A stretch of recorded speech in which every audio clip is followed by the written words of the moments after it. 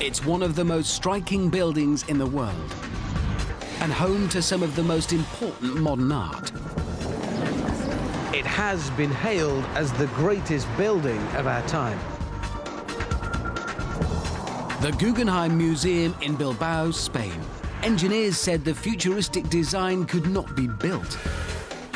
Yet this gleaming jewel changed architecture forever and single-handedly reinvented Bilbao as an international tourism hotspot. This spectacular masterpiece owes its success to some surprising engineering connections. A trundle wheel. Like visiting a very futuristic dentist. Sir Walter Raleigh. I'm standing by for a huge gush of water to sink my boat. An egg. Definitely real eggs. A Russian submarine. It's gone, it's just blown clean off. And a volcano. I'm going to find out just how hot it is.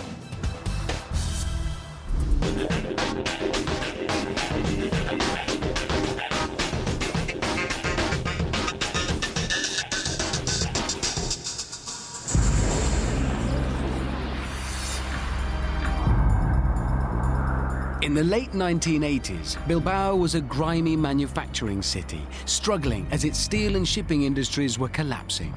But the local government had a plan to reinvent the city as a hub of tourism and culture. Coincidentally, the prestigious Guggenheim Foundation decided to open one of its world-famous art galleries in Europe. The deal was made. They decided that if they were going to build an art gallery to exhibit some of the world's greatest contemporary artists, it should be a work of art in its own right. It was to be the centerpiece for Bilbao's reinvention, one of the first in a new generation of iconic buildings, to rival the Sydney Opera House or Eiffel Tower. Innovative, radical, shocking even. Architect Frank Gehry's designs were striking, to say the least. This is one of his original sketches. And yeah, it doesn't look much like the real thing, but that's why Gehry got the job. He's famous for his outlandish designs. Bilbao wanted an icon, and the Guggenheim was to be it. But turning this into that was going to require technology never before applied to architecture.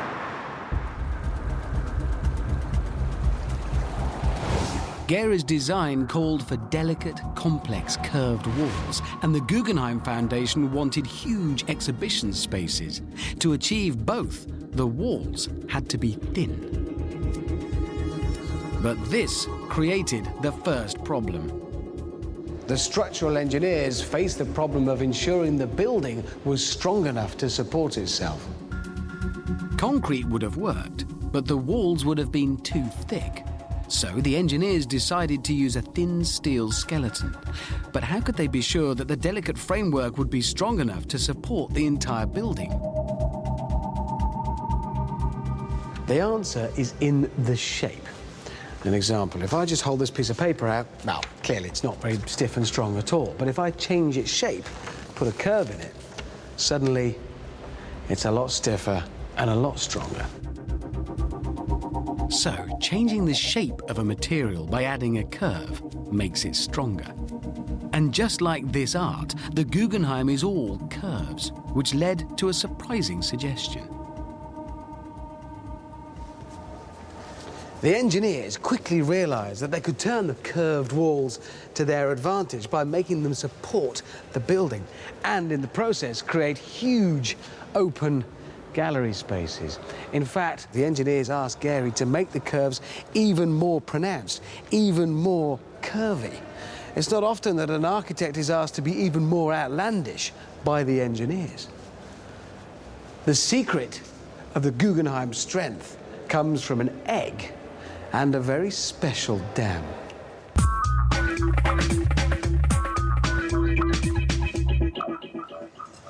Eggshell is famously fragile stuff. I mean, look, it just crumbles.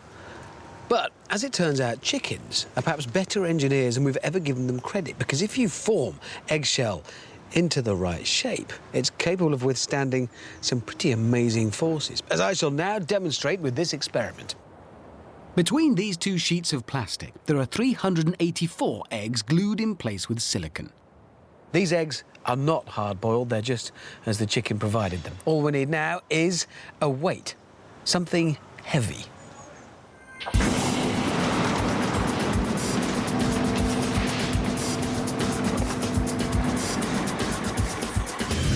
This will be perfect. Weighs about 3/4 of a ton, maybe. Only problem is, it's just needs to be a bit more manageable. But that's okay. A few modifications, we can achieve that. Take it away.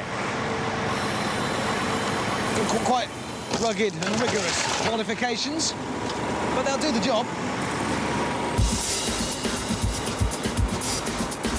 I'm not just crushing the car for fun, although it is fun. The car is going to be the load for my experiment. By compacting it, I'm distributing the weight more evenly. Modifying cars, very fashionable with young people.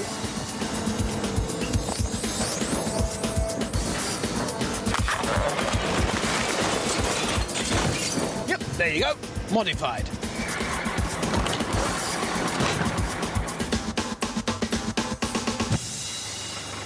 Here to get things cracking is a man who knows all about curves, structural engineer Dr. Aimer Waddy. Yeah, you probably guessed we're going to put the car on the eggs. Well, that's the theory, Aimer. Yep. How much difference can a shape make? I mean, how can an egg support a car? Well, they are weak in one direction. Let's say if we loaded it like this, with my index finger and my thumb, then we have one principal direction with a very, very weak curvature, which is almost flat, so it's almost a single curve. If we load it, however, on this way with the crown, then we have a very strong double curvature of equal amount in that direction. To support the car, the weight has to be transmitted around the eggshell to the ground.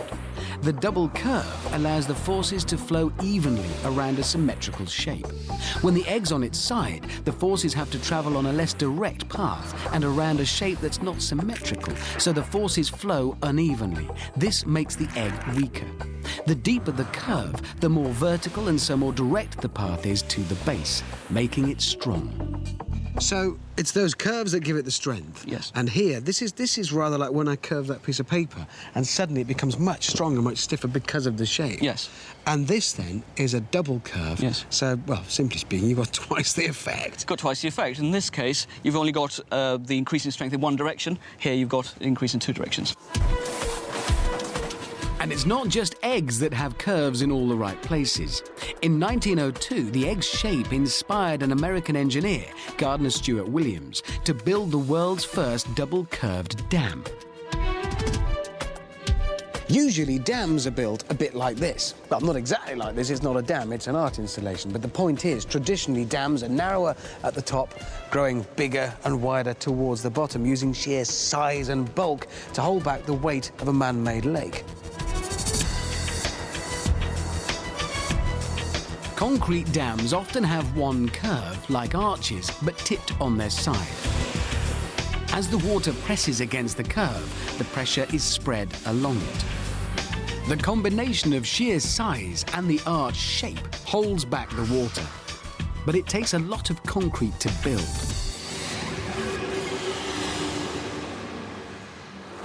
Still, for strength, one curve is good, but two curves are better. Williams realized this when he designed a radical new type of dam in Ithaca, New York State. His new cupola dam needed far less material because making it double curved meant it could be much thinner, but just as strong. Williams designed his dam to be 27 meters high and just 2.5 meters thick. That's less than half the thickness of a traditional arch dam of that height. Very thin indeed.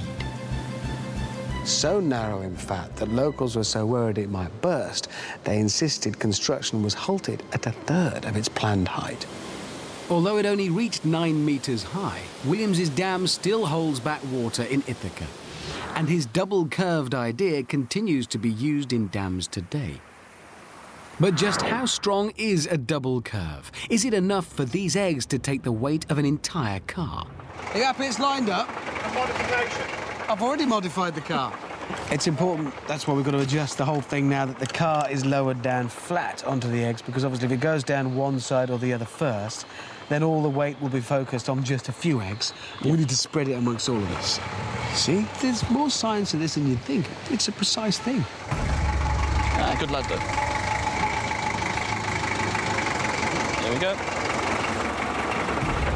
This is just eggs. They're not hard-boiled, as the chicken provided them. Away we go. This could get messy if it doesn't work. It could. And we're right in the firing line. Yeah, well, you worked it out. You said you could do it.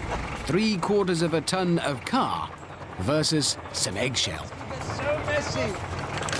Oh, I can hear some... I can hear cracking. Is that it? I think it's worked. I Richard. always said it would. I always said it would. There are only chicken eggs holding up a whole car. Now, in actual fact, you worked it out. You reckon that those eggs could hold more than that? I think so, yeah. What I'm getting at is I've got another crushed car.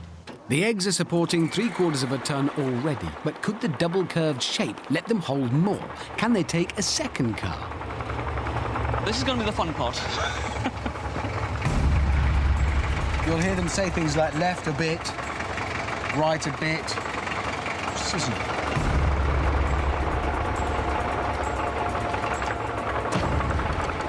Yeah.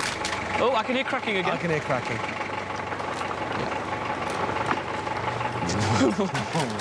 Some rather intriguing cracks I can hear now. These eggs have delivered. I mean, they really have. That's 2 cars. I think we've proved the point. Thanks to their double curve, these eggs are supporting over 1.5 tons. One final thing, just in case you thought, yeah, hang on, they're all hard-boiled eggs or made out of concrete, I'd just like to prove they are all real, raw eggs. Eamon, are you ready? Yep. OK, line up your wire. Uh-huh. A bit closer, a bit closer, a bit closer. Are you happy? Yep. OK, right, let's go. 1, 2, 3, go! Yep. Definitely real eggs. Stronger than you think, and all thanks to that shape, the double curve.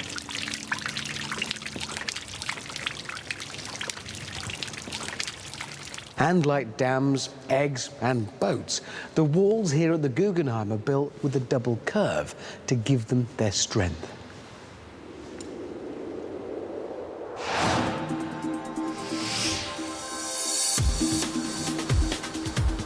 But the double curves created a whole new problem. Normally, architects make scale models and then draw 2-dimensional plans, which the engineers build from. But the Guggenheim's contours are so complicated, it would need thousands of these plans, a nearly impossible task.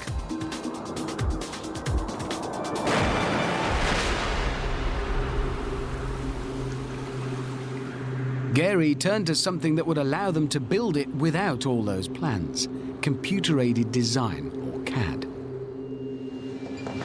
It's hard to believe now, but until Gary came along, 3D computer-aided design had only been used on cars and planes. Some architects had used rudimentary CAD before, but the Guggenheim was the first time it became an essential part of the entire design and construction process. This was an architectural revolution.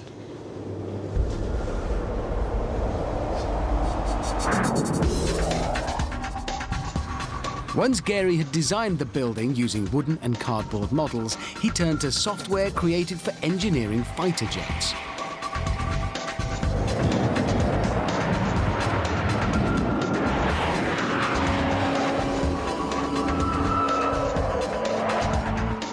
To use the advanced software, first Gary's models needed to be entered into the computer. This meant measuring them precisely. And that isn't easy on such abstract shapes. Traditional methods like rulers and calipers were too slow and impractical to map the unusual shapes. Gary needed a way to measure quickly in 3 dimensions. And the solution to his problem began with the humble trundle wheel. You'll have seen these, surveyors use them to measure distances. 1 full revolution of this wheel takes me 1 metre along the ground. Simple. And they used exactly the same principle to design the world's first tracker ball. So the trundle wheel can measure in one direction or axis. The next stage is measuring in 2 axes. It's the job of the tracker ball, which is basically an upside-down computer mouse.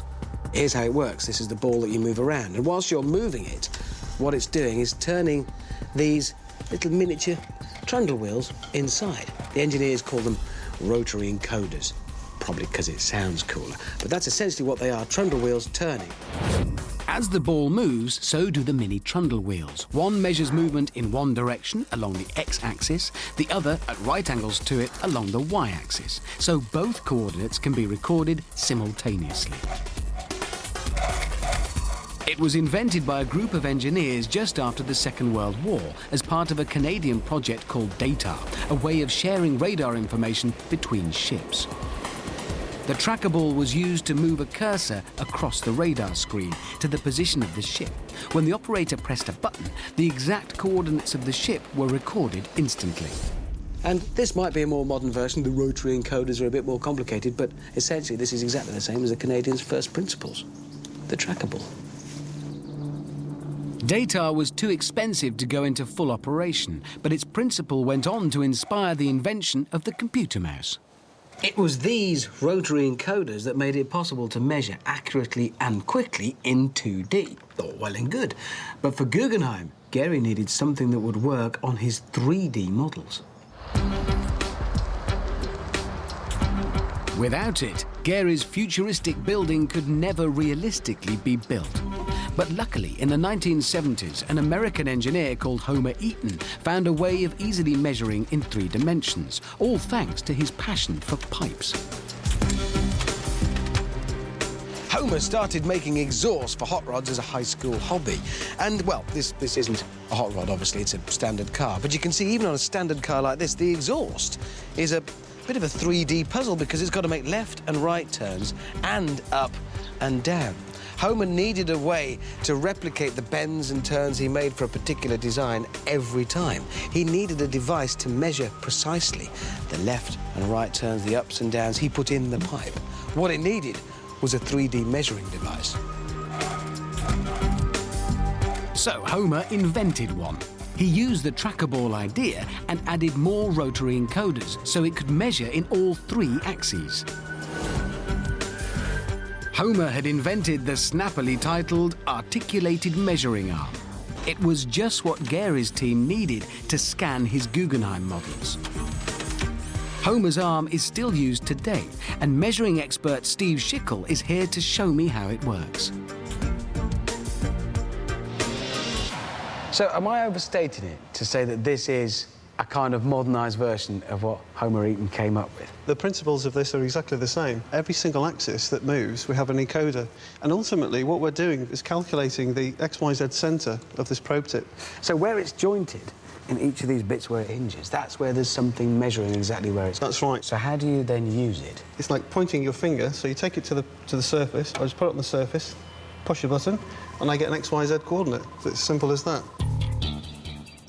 Gary's team used Homer's measuring arm to painstakingly enter every individual point needed to scan his models. Even making an accurate computer model of a small shape like this takes at least 2,000 coordinates. Nowadays, laser scanners do the same job much quicker. Steve, this suddenly looks faintly sinister. What is it? What we have here is a scanning CAD. Can you demonstrate? Would you like to take a seat? You know, I saw the scene and thought, yeah, go on, all right, I'll Okay. take a seat, yes. You're going to scan my face with that. Exactly. OK, begin. It's like visiting a very futuristic dentist. As Steve scans the laser over me, it measures the distance to my face. At the same time, the tracker unit, that's the thing that looks like a slightly sinister robot, is measuring the position of the laser using rotary encoders. All the information is processed by a computer to produce exact X, Y, Z coordinates. OK, Richard, you can now open your eyes. You're done? I'm done. Right, so where is it now? Where's all that data? Okay. Hopefully you can recognise the person that's on the screen. It's disappointing. Is this machine very accurate? It certainly is. Oh, God. We're getting down to about 30 microns, which is half the thickness of a strand of hair. So that's all stored now in this computer as data? That's right. If you actually look on the screen, we just show this as points. Each one of those is a single XYZ coordinate. Steve took thousands of coordinates in less than a minute. In the same time, Gary's team would struggle to take 60 in making their computer plans. Those plans could then be manipulated by the software, but Gary wanted real models to play with, so the process was reversed at every stage. Gary's team would continually make new models for him using the coordinates on the computer system. They were usually in wood and took a lot of time to make. Nowadays, 3D printing allows fast reproductions of just about anything, including my face. Thanks to the humble trundle wheel, engineers could start building Gary's wild, curved shapes. And I get a see-through mask of my own face, which will come in very handy if I ever want to pretend to be myself.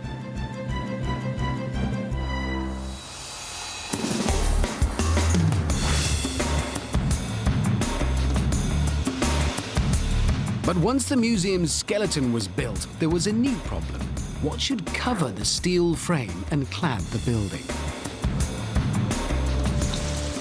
Gary wanted something that looked alive. But when the Guggenheim was built in the 1990s, Bilbao was a port city with a highly polluted atmosphere. What material would give the shimmering, breathing feel that Gary wanted, but still be robust enough to withstand Bilbao's corrosive atmosphere? For the answer, the architects looked to a Russian submarine. Rewind to the Cold War, behind the Iron Curtain. The Russians had a secret weapon that put them leagues ahead of the Americans under the sea: titanium. It's one of the most common metals on Earth, but it's hard to extract from ore and equally hard to work. But the Russians persevered and pioneered its use to make submarine hulls. It is amazing stuff, titanium, because it is so light and so strong for its weight, which is what makes it ideal for making high-performance cars as well as submarines, and for cladding a building like the Guggenheim. Titanium is as strong as steel, but much lighter, so the Russian subs could operate faster and deeper than the Americans. But just how much better is titanium? I've got a great idea for finding out. I'm going to do something I've always wanted to have a go at. A bit of safe blowing. But I am going to need some space and a few friends.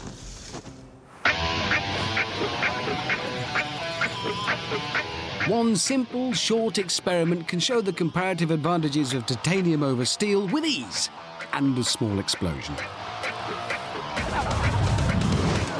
It's a sturdy thing, isn't it? The safe has been reinforced with 6 millimeters of steel, and inside it is 12 grams of explosive, which will produce the same pressure as a submarine feels 100 meters under the sea. Explosives expert Mark Skuse is here to make sure I don't go bang with it. First, I'm going to see how steel copes with the pressure, so I've replaced the door with a thin steel plate. Now, this, of course, is an unusual piece of safe blowing compared to the norm because we had to actually open the safe to put the explosive charge in it and then close it. We've put a steel door on the front. Are we done? We're done. You want to take the igniter wire? Right. Can this go bang now? No, it can't go bang. Will these glasses protect me if it does? OK, this is the box of tricks. OK, if you want to turn the system on, make sure everyone is well back out the way. If everybody wants to get back and be safe, please. It will avoid a lot of paperwork. With the explosion rigged and my helpers at a safe distance, it falls to me to do the honours. 3, 2,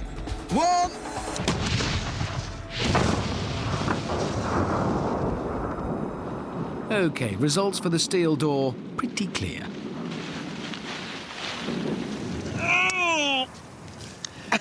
Look at that. Clearly. Oh, but it's gone. It's gone. Where's it gone? No idea. The door's gone. It's gone. It's just blown clean off.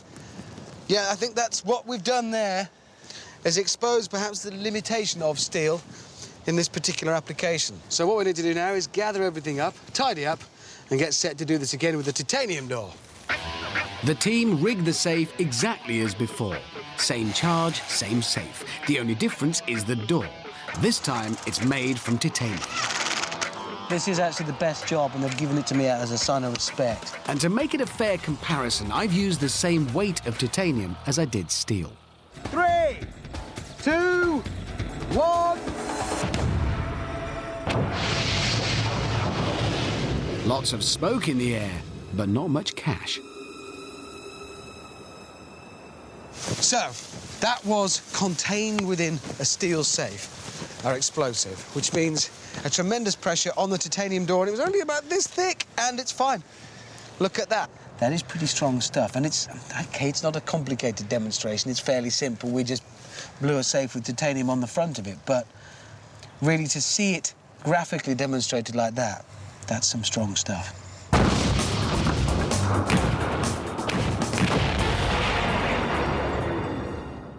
Well, I don't think this could be any clearer, could it, really?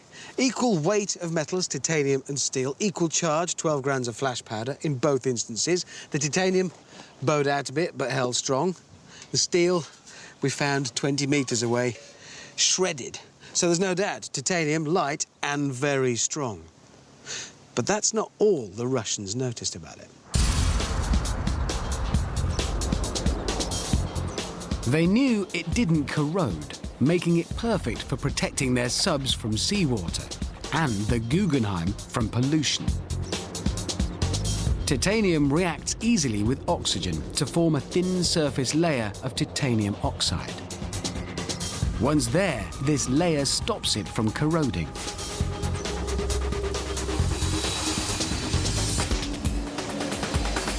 But the Russian sailors had noticed another peculiar effect. The oxide layer had caused the titanium on their submarines to change colour. One lot called their sub the Golden Fish. Might not be a useful feature on a war machine, but perfect when it comes to coating an art gallery.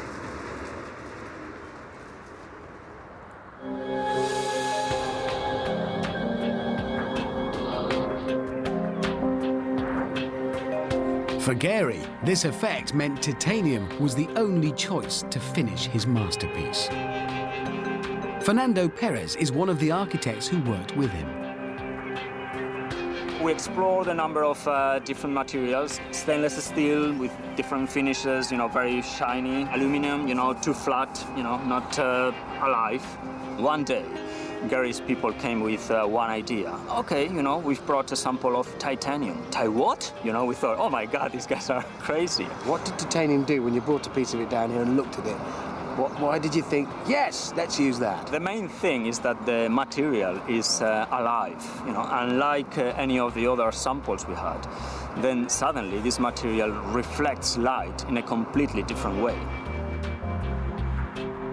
Gary's pursuit of perfection led to some pretty unusual tasks for his colleagues. I remember standing there up with a ladder, and Frank Gehry is staying like 30 meters away, and me pointing with a pencil, and him looking at the reflection of the pencil on the metal panel, and that was very, very subtle. So hang on, the building's here going up rapidly. Mm-hmm. Contractors are here, and you're standing down here. That's right. with a piece of this, holding a pen. That's right. So that he can see how it looks. Yes.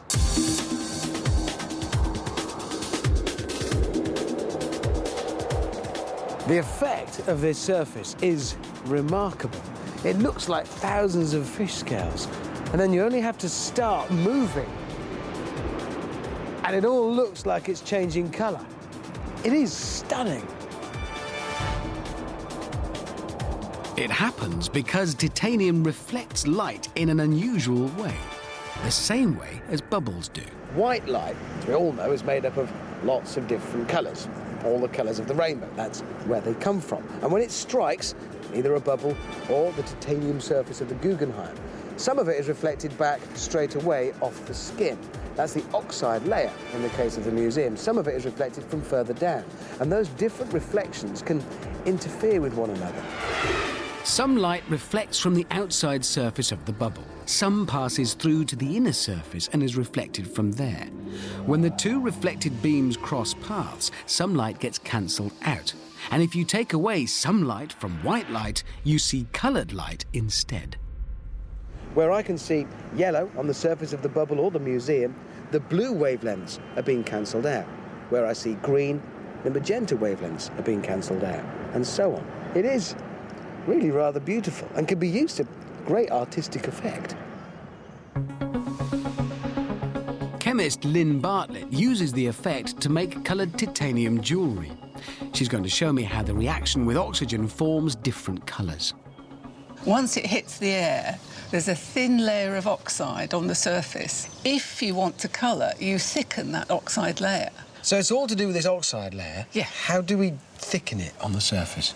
Well, there are two ways, really. You can use heat and electricity. So, Right. Shall we start with heat? Yes, let's start with heat. What do we do? Right. One propane torch. And you can see... Oh, it's not sophisticated, this. You're just going to heat it? Just heat it, Okay. yeah. Wow, look at that. The heat from the blowtorch gives the titanium energy, which it uses to bind with oxygen from the air to make titanium oxide. The more heat it gets, the thicker the oxide layer that forms. Well, can I have a go? Obviously. course. Is that all right? Seriously? If I wanted to make the whole thing blue, I heat it until I get an oxide layer of sufficient thickness to make blue. Oh, there it is, there it is, there it is. So it's quite a beautiful effect. Just like on a bubble, the reflections from the titanium oxide cross paths and cancel out some colours. Which colours are cancelled depends on how thick the titanium oxide is. So this swirly pattern is created because the oxide layer is all different thicknesses. But obviously there's nothing like this happening on the Guggenheim, because it would look rather gaudy, covered in little swirly circles. It would, rather. Now, if you want an overall effect, anodising is the way to do it. And that's what this is. It's a fish tank. It's a fish tank full of an electrolyte, which provides the oxygen. And what we're looking for is a more uniform effect rather than the little swirls that were happening. Yes, Okay. yes.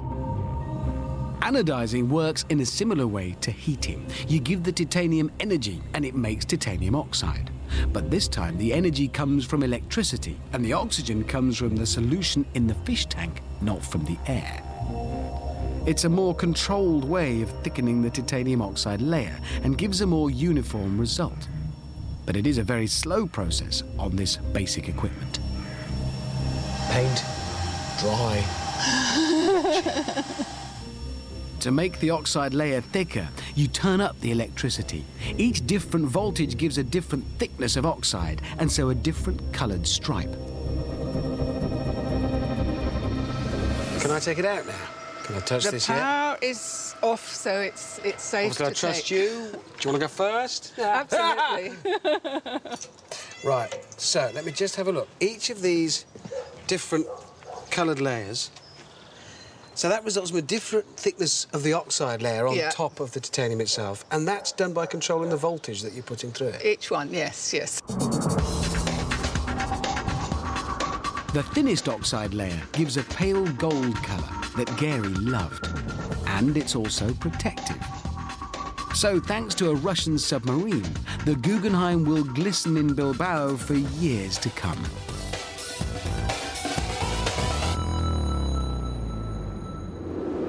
Using titanium tiles gave Frank Gehry the magical look he wanted, but it also gave him an additional problem. In fact, pinning them to the steel structure gave him 264,000 additional problems. That'll be the 264,000 holes made by screwing them in place, each hole ready to let in water. Not what you want on a gallery filled with precious art.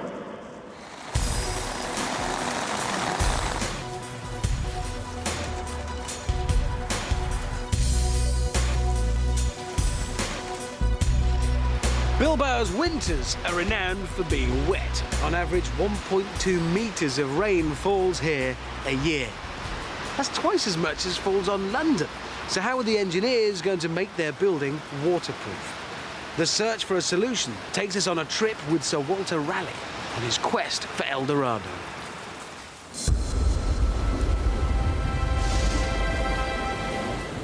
The year is 1595. Sir Walter Raleigh and his fleet of Elizabethan explorers have crossed the Atlantic on the hunt for El Dorado, the mythical land of gold. His fleet is damaged and leaking. Limping round the Caribbean, he reaches Trinidad. And here, he makes an important discovery. The largest natural lake of bitumen in the world, the Pitch Lake of La Brea. Now, this is probably the first time Sir Walter's seen bitumen, but he has the sense to use it to seal his ships and waterproof his fleet.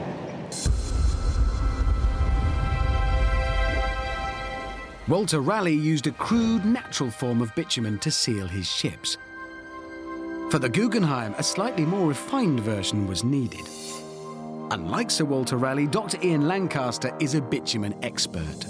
So, Ian, this is it then, the raw stuff in its basic form. You see, it looks like, to be honest, something that I'd spread on my toast. But it's not, is it? Wouldn't do you much good. But it has some amazing properties. It's viscoelastic, incredibly adhesive, and it's 100% waterproof. OK, now the waterproof I get, adhesive I get is sticky. Viscoelastic. Changes its properties according to both temperature and the rate of strain. OK. So if you look at sample here, this is a soft bitumen. So why can't you then just paint a layer of this onto the top of the museum? Job done. It flows. You wouldn't want to do that because it would just flow. fall off. The soft bitumen would have been no use on the Guggenheim. It would have simply slipped off the curved structure. But there are some other grades of bitumen which are quite hard. Melt it like that and then paint that on and then you've got a hard shell. That's fine at high temperature. At low temperature, this gets incredibly brittle. So, have a go with that. OK, so we'll just hit it. Just hit it. Look at that. That really is quite brittle, isn't it? It is. Clearly going to be no use once it's cooled on the roof. No. This bitumen is similar to the pitch Sir Walter found at La Brie. OK for a ship, but no good for the Guggenheim. Once it sets, it would just crack and split as the tiles were screwed on. It wouldn't be very waterproof with cracks in it. They needed bitumen with something added to make it more flexible. Rubber. This is a rubber modified one, and that gives it a concept called elastic recovery. Have a pull when of that. you say rubber modified, well, hang on, it feels so light. Wow! It goes a long way. Now, there's no way we could have done that with the other stuff. No. And then it's just returning to its original shape. It'll go right back to its original shape. And when you think about it, on the roof of the Guggenheim, 264,000 screws go through this, puncturing it all the time. Surely, to me, that just says, well, then water will get through the hole and it's no longer serving a purpose. No, because as the screw goes in, the bitumen deforms and then it pulls back, so it wraps around the screw, making it completely watertight. So even though they screw through this stuff, it actually sort of heals itself around it. Yeah. Because it returns to its original shape and that it's still waterproof. Yeah, it self-heals. So by adding rubber to the pitch Raleigh found in Trinidad, they've made the perfect raincoat for the Guggenheim. This is a titanium tile. Each one is folded over on the edges like this, so it hooks into the one above and below it. Beneath the tile is this, the steel layer. And between the steel and the titanium is this, the bitumen waterproof layer. And that's the secret, because when these brackets holding the tiles in place are screwed through, 264,000 of these screws, it's the bitumen layer that self-seals around it and stops them leaking. And it must work, because they've never found a leak. Well, that's what they told me, and I hope they're right, because I'm going to test it out myself in the middle of a lake. You may have noticed that I'm sitting in a rubber dinghy in the middle of a lake, and you may, a bit like me, be wondering why. Well, I've devised a little test, taking some inspiration from Sir Walter Raleigh and this nail. The Guggenheim's engineers tested the waterproof membrane using a wind tunnel and some extreme rain. But I've got a different plan. I've coated the bottom of my dinghy with the same membrane used on the Guggenheim. And I really am hoping it does self-seal and form a protective layer because, well, it's just a few drops of rain against the Guggenheim. Here, it's me and this dinghy against 6 meters of water below. Still, what could possibly go wrong? The equipment is not complicated. Hammer, nail. Put nail through dinghy. Not something I'd advise anyone else to try on a lake, but...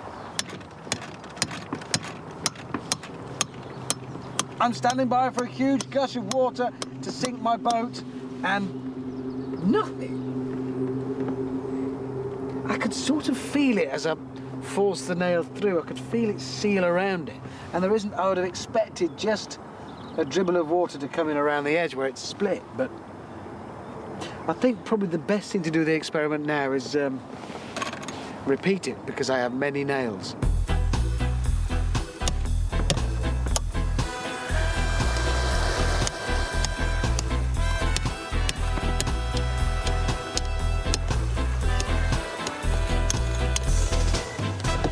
Well, she's certainly not sinking. All I've got to do now is get back, maybe have a look underneath. And it's me power for that.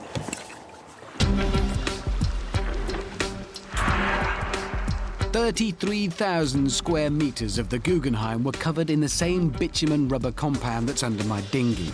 And so far, it's kept millions of pounds worth of art perfectly dry.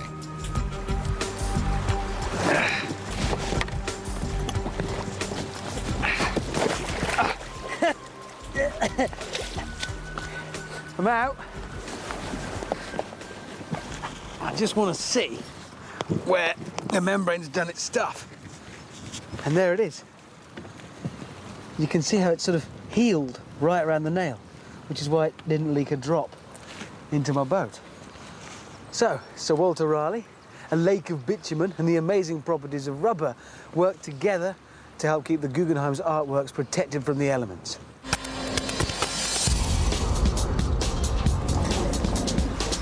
But it's not just the weather that could prove disastrous for the Guggenheim.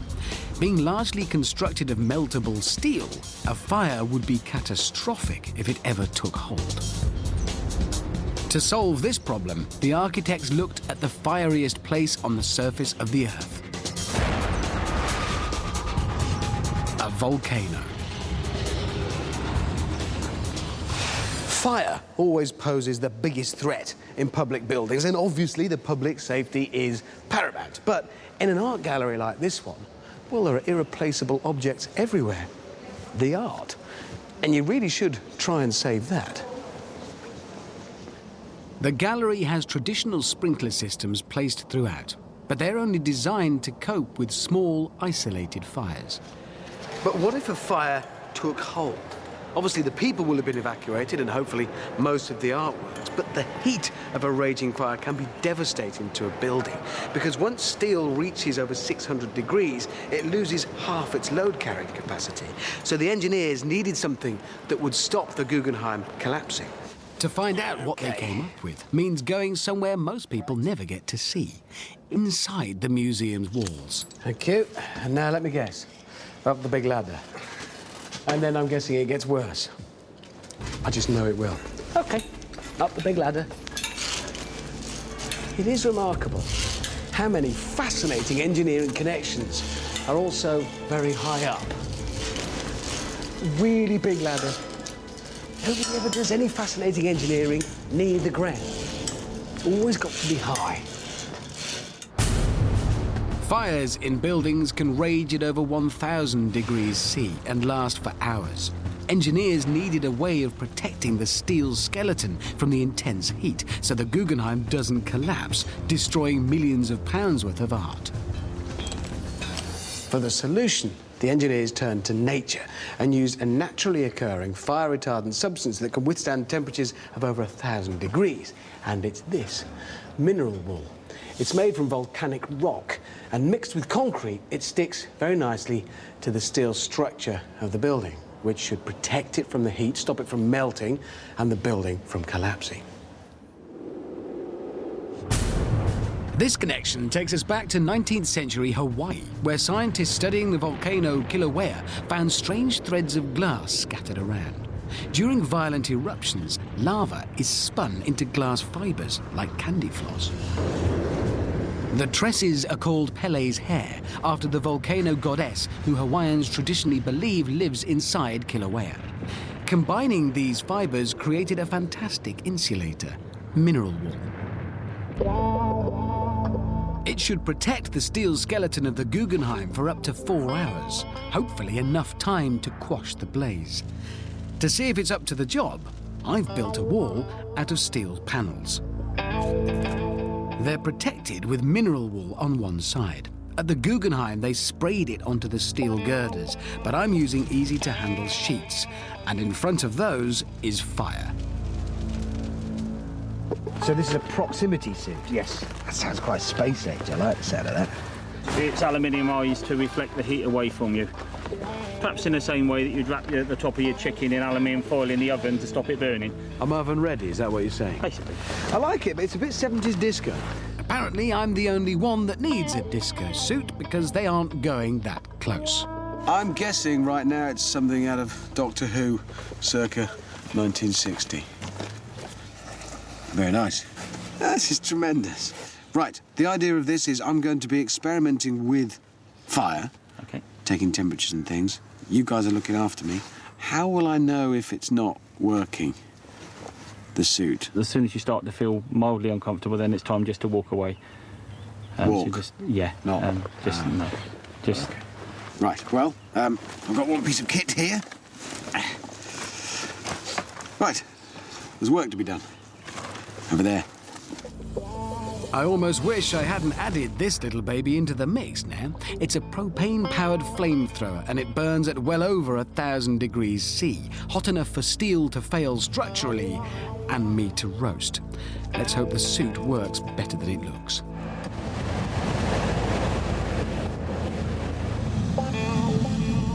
Right.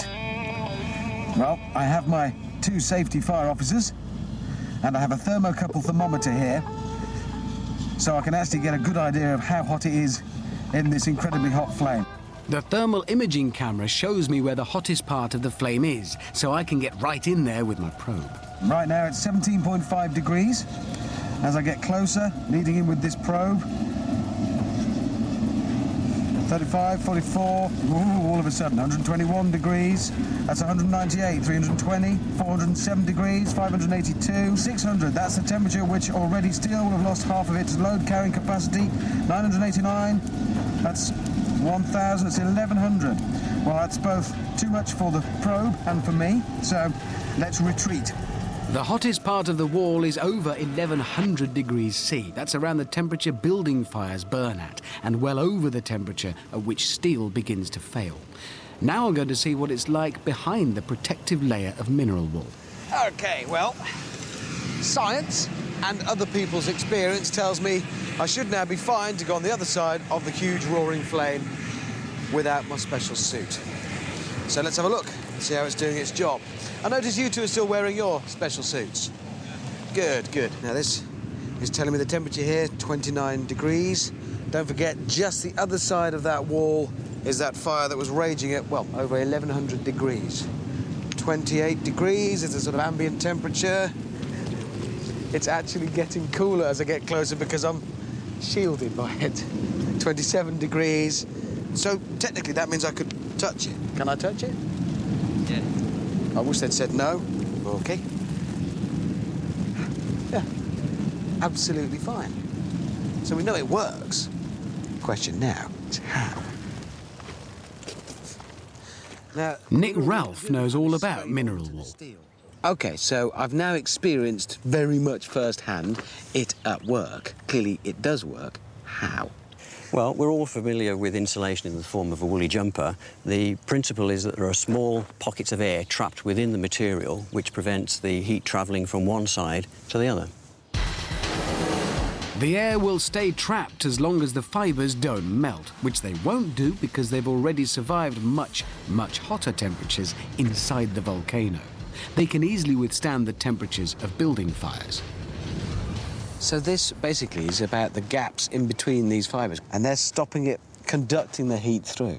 And it's as simple as that? It is as simple as that. Obviously, the difference here is that normally when we wear a woolly jumper or we insulate our homes, we're trying to keep the heat in, and in this instance, what we're trying to do is keep the fire out. Well, clearly, it does work, because I stood, well, that far from 1,100 degrees C and wasn't in any way influenced by it, so the art at the Guggenheim is safe. Thanks to a volcano and some goddess hair, the Guggenheim and its priceless art is protected from fiery destruction.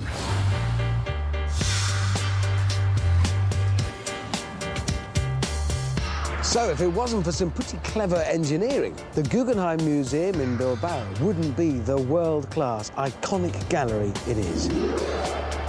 And the clever engineering is all because of an egg, a trundle wheel, a Soviet submarine, Sir Walter Raleigh, and an Hawaiian volcano. All you need are the right connections.